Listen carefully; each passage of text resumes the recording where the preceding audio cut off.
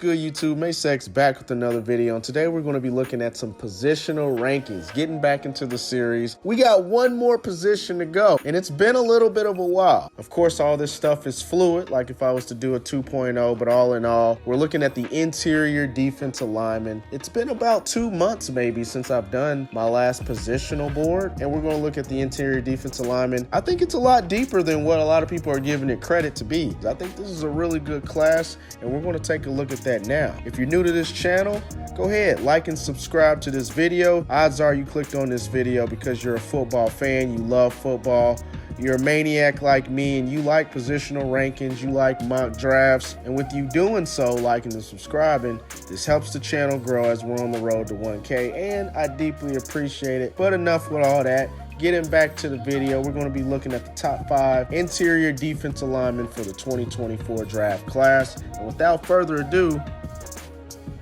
let's get to it. All right, we're going to start at number 5 per usual, and we're going to work our way to the number 1 prospect for the position.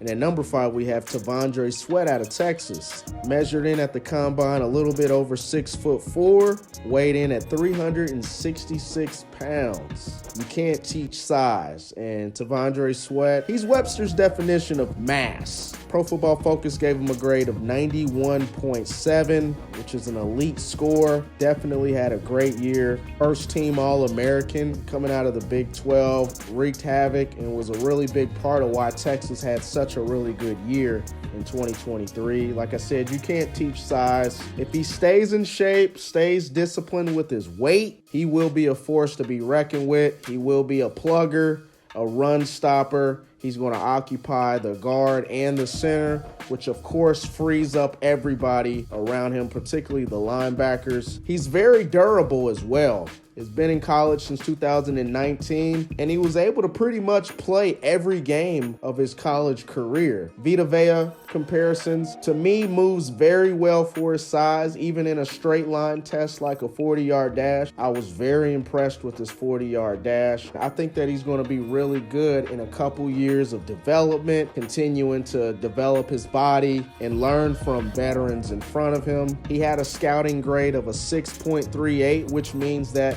within usually 2 to 4 years, he will be an average to an above average legitimate starter.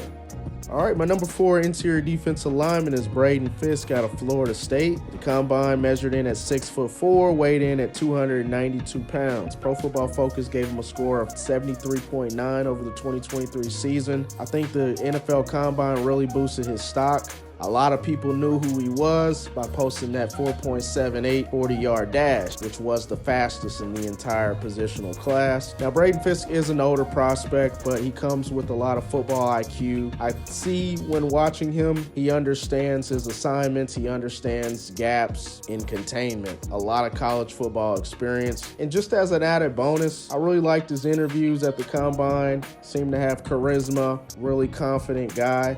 Knows that he can go to a team and really impact in his role. On film, nimble first feet, it matches his athleticism at the combine. Quick first step. His NFL scouting score is a 6.32, which they feel within a few years, 2 to 4 years, he'll become a plus starter. And then honestly, I'm rooting for the guy because he's an Indiana guy, born here in northern Indiana. So that's my natural bias. I'm always rooting for the guys born in the Hoosier State, growing up in the Hoosier State. One thing of his frame, he also had really short arms, 31-inch arm, lower wingspan for the class, but nonetheless, he makes up with that with a lot of the athleticism traits that I mentioned before.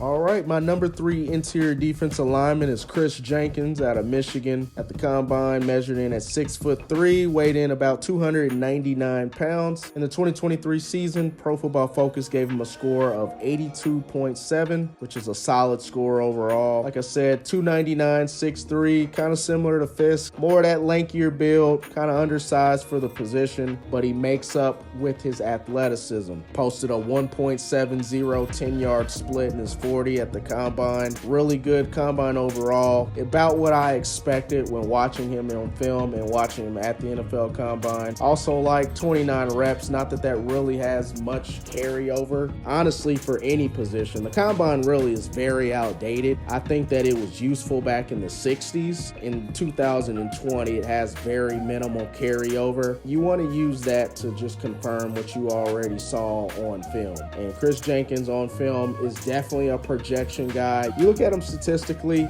he wasn't a productional guy. If you're just going to look at stats, you really have to look at the film.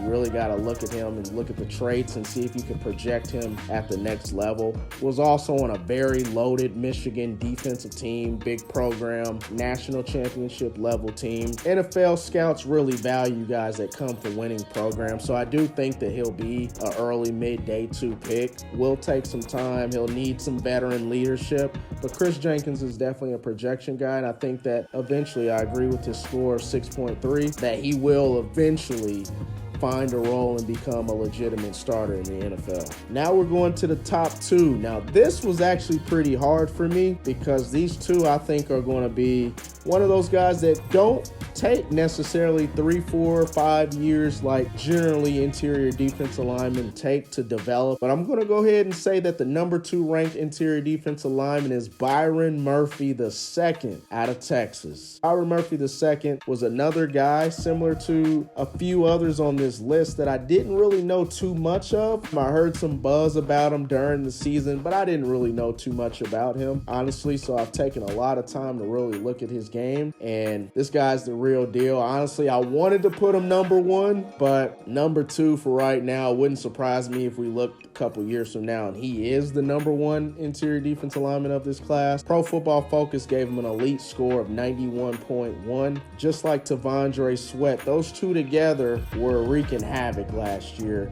Very gifted. You look at him at the combine, he's put together, has an Aaron Donald-like build. Like, he's 300 pounds, but he doesn't look like it, honestly. And he's about 15 pounds bigger than what Aaron Donald was, actually. Not that I'm comparing him. He's a hard rock in that 3-tech, and 3-techs that can rush the passer are honestly a premium in the NFL. Ask Aaron Donald, who wreaked havoc for 10 years. Within the next 2 years will be somebody that you're going to have to game plan and making sure that he doesn't wreak havoc in the middle of your offensive line. His NFL scouting grade is a 6.48, so even the NFL is projecting that within 2 years he'll be an above average starter. Most likely those type of guys end up becoming those perennial all-pro like players. Very athletic with that 1.69 10-yard split, 9.3 broad jump. Those are indicators that he's very explosive, has a good first step. The only knock is length. You know, he is one of the shorter interior defensive linemen,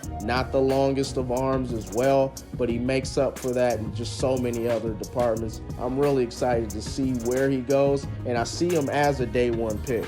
And that leaves my number 1 interior defensive lineman for the 2024 class as none other than Jerzon Newton out of Illinois. So at the combine, measured in at 6'2", 304 pounds. Pro Football Focus gave him a score of 84.9 for the 23 season. And Jerzon Newton, as you'd expect, a very explosive, very productive collegiate career in the Big Ten. Had an excellent 2022. I think he would have been a top 15 pick if he was able to come out last year. 3-and-done type of player. Ceiling is out of the roof. Very skilled with his craft, hand placement, first step. Lived in the backfield in the Big Ten. And he has a very strong and compact build. In 2023, didn't have as much help on defense like Illinois did with that very underrated, very elite defense in 2022, but still had a very productive season overall. His NFL scouting grades is 6.36. I'm a little bit higher on Jerzon Newton than the NFL is. Byron Murphy probably will get drafted before Jerzon Newton, but I still see Jerzon Newton as that number 1 guy at this position. Also, I think his draft stock will drop because, like always, that 1-2 players every class that has the quote-unquote character concerns. I know he recently came out with a tweet because he's very active on Twitter and said that he does not have character concerns. He is coachable. Maybe that is enough to kind of shy away some GMs, whether it's true or not. In my opinion, he's a day one player. Like I said for Byron Murphy, 3 techs that can rush the passer are a premium, and within 2 years, I think that this guy will be an above average starter and an eventual Pro Bowl, All-Pro like player. All right, there you have it. These are my top 5 interior defensive linemen for the 2024 draft class. I really like this class. I think that it's deeper than what it's getting credit for. I think there's some legitimate starters down the road from this class and some guys that can make some Pro Bowl and All-Pro teams. If you made it this far in the video, I deeply appreciate it. If you haven't already, please like and subscribe to this video, as it will help the channel. And we are also on the road to 1K. I deeply appreciate the support thus far. Be on the lookout, because now I'm going to flip it all around and we're going to do a 2.0 for all the positions that we've gone over so far, all before the NFL draft begins in late April. So be on the lookout for that, because there's definitely some changes across the board. But I'm going to go ahead and let you guys go, and I'll see y'all in the next video. Chicken.